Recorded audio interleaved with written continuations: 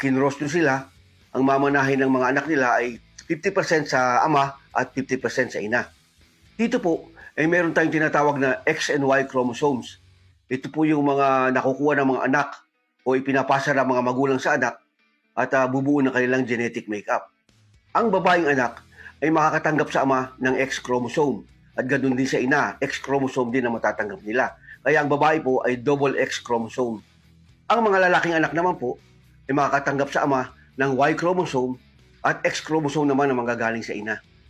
Ang double X chromosome na makukuha ng anak na babae sa kanyang ama't ina ay magtataglay ng natatanging character traits o kaugalian na kabilang ang pag-isip at pagkilos nila at kasama na rin po ang mga pisikal na anyo.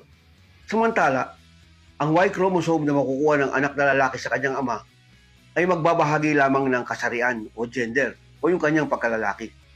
Sa makatuwid po, pagdating sa X-linked character traits o kaugalian na kabilang ang pag-isip at pagkilos, ay mas malaki ang namamana ng anak na inahin kaysa po sa anak na tandang.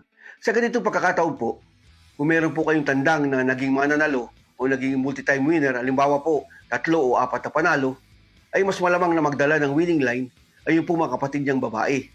Nahahanapan nyo naman po ng winning line din na tandang sa ibang linyada at yung po